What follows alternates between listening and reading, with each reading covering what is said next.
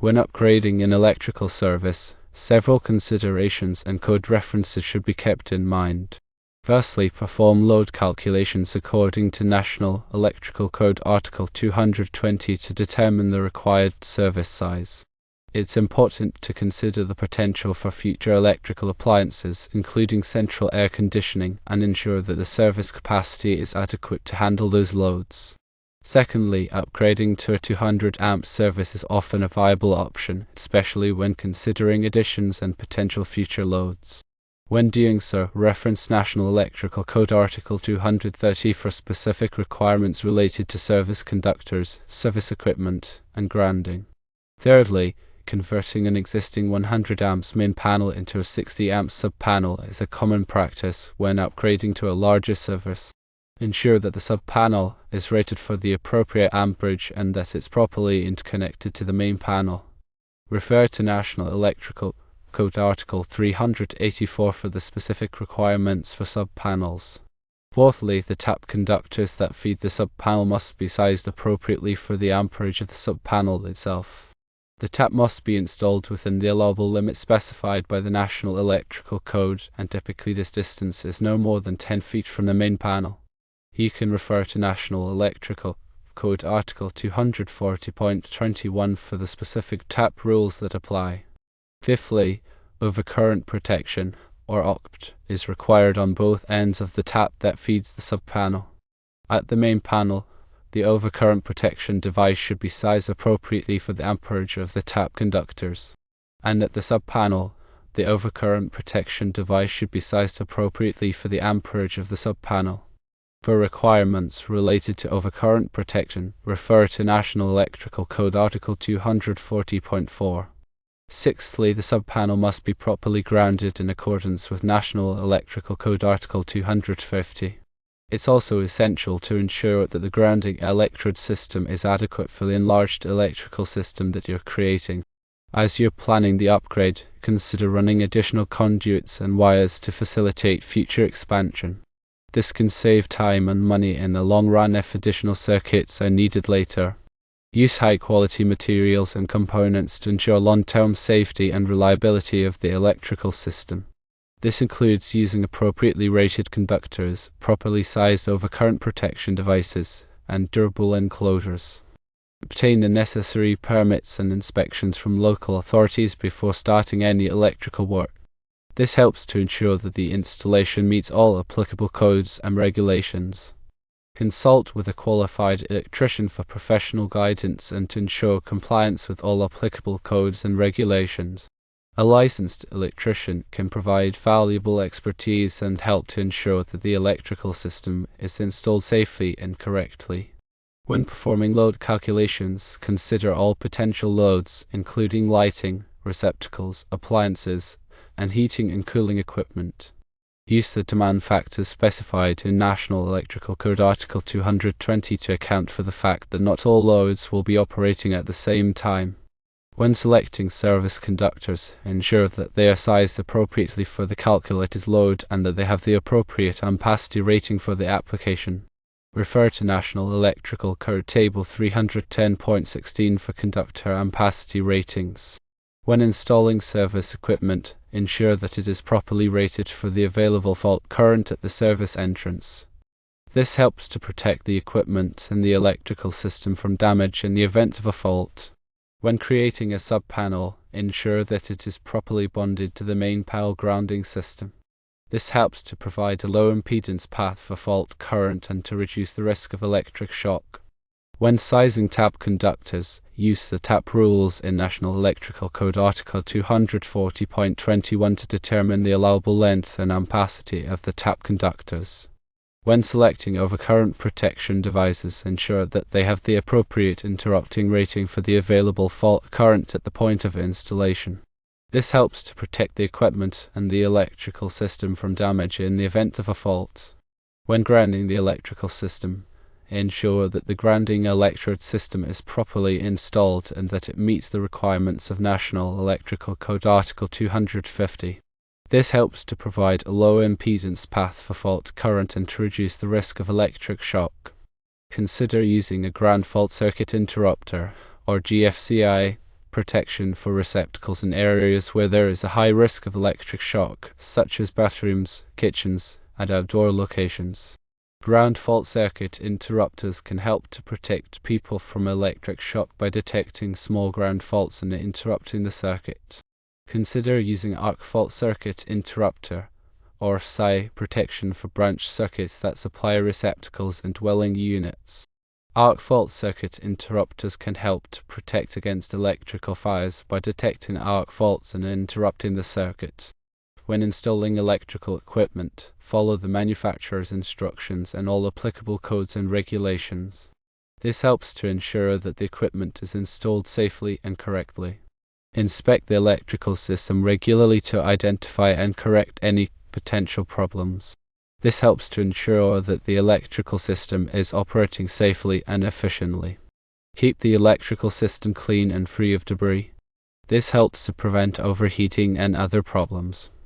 Replace any damaged or worn electrical components promptly. This helps to ensure that the electrical system is operating safely and reliably. If you are not comfortable working on electrical equipment, consult with a qualified electrician. A licensed electrician can provide valuable expertise and help to ensure that the electrical system is installed safely and correctly.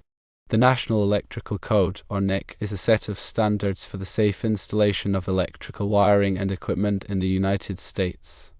It is published by the National Fire Protection Association, or NFPA, and is updated every 3 years. The National Electrical Code is widely adopted by state and local jurisdictions and is used by electricians, electrical inspectors, and other professionals in the electrical industry. The purpose of the National Electrical Code is to protect people and property from the hazards of electricity. It covers a wide range of topics, including wiring methods, overcurrent protection, grounding, and equipment installation. Compliance with the National Electrical Code is essential for ensuring the safety of electrical systems. The National Electrical Code is a complex and comprehensive document, and it is important to consult it carefully when planning and installing electrical systems. There are many resources available to help you understand the National Electrical Code, including textbooks, online courses, and seminars. You can also consult with a qualified electrician for assistance. Understanding load calculations as outlined in NEC Article 220 is fundamental to correctly sizing the new service. This involves calculating the total connected load, applying demand factors where permitted, and determining the minimum service capacity required. Demand factors allow for a reduction in the calculated load based on the assumption that not all connected loads will operate simultaneously. This is especially relevant in residential applications. When upgrading the service, ensure that the new service entrance equipment is properly rated for the available fault current. The available fault current is the maximum amount of current that could flow in the event of a short circuit, and is determined by the utility company. The service equipment must be able to safely interrupt this current to prevent damage or injury. The physical installation of the new service requires careful attention to detail. Service conductors must be properly supported and protected from physical damage. Grounding and bonding connections must be made correctly to ensure a safe and effective grounding system. The location of the service disconnect should be readily accessible and clearly marked. When converting the existing panel into a sub-panel, it is crucial to remove the neutral to ground bond. In a main service panel, the neutral conductor is bonded to the grounding electrode system. However, in a sub-panel, the neutral conductor must be isolated from ground.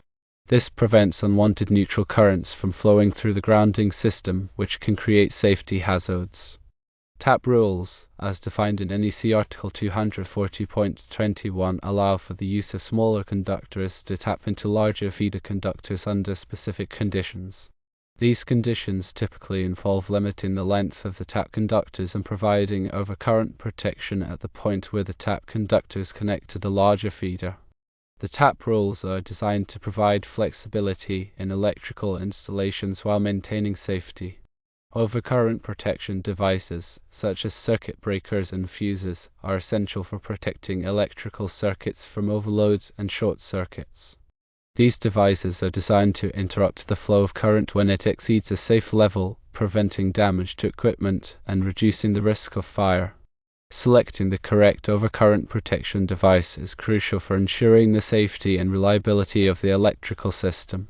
The grounding system provides a low impedance path for fault current to return to the source, which helps to trip overcurrent protection devices quickly and reduce the risk of electric shock. A properly installed grounding system is essential for the safety of any electrical system. Grounding electrodes, such as ground rods and ground plates, are used to connect the grounding system to the earth. The type and number of grounding electrodes required depend on the size and type of electrical system. Bonding is the process of connecting all metal parts of the electrical system together to create a common ground potential. This helps to prevent voltage differences between metal parts, which can create a shock hazard. Bonding conductors must be sized appropriately for the size of the electrical system. Surge protection devices, or SPDs, are designed to protect electrical equipment from voltage surges caused by lightning strikes or other events. SPD divert the surge current to ground, preventing it from damaging sensitive electronic equipment. SPD are typically installed at the service entrance and at sub-panels. Proper labeling of electrical panels and circuits is essential for safety and troubleshooting. Each circuit breaker or fuse should be clearly labeled to indicate the loads that it serves. Panel schedules should be kept up to date and readily available. Electrical inspections are conducted by qualified electrical inspectors to ensure that electrical installations comply with the National Electrical Code and other applicable codes and regulations. Inspections are typically required for new installations, renovations, and service upgrades. Addressing the specific scenario, a 200 amps service upgrade with a 60 amp sub-panel fed from the existing 100 amps panel can be a practical solution. Here's how to approach it more technically. The first step is to perform a detailed load calculation for both the existing dwelling and the new addition. This calculation must include all connected loads such as lighting, receptacles, appliances, and the potential central air conditioning system. Utilize the demand factors outlined in NEC Article 220 to account for non-coincident loads. Next, select the appropriate service entrance equipment. The 200 amp service entrance equipment must be rated for the calculated load and the available fault current. Ensure that the equipment is listed and labeled by a recognized testing laboratory. Then install the service conductors. The service conductors must be sized in accordance with NEC Table 310.16 based on their ampacity and the type of insulation. The conductors must be protected from physical damage and installed in accordance with the NEC requirements.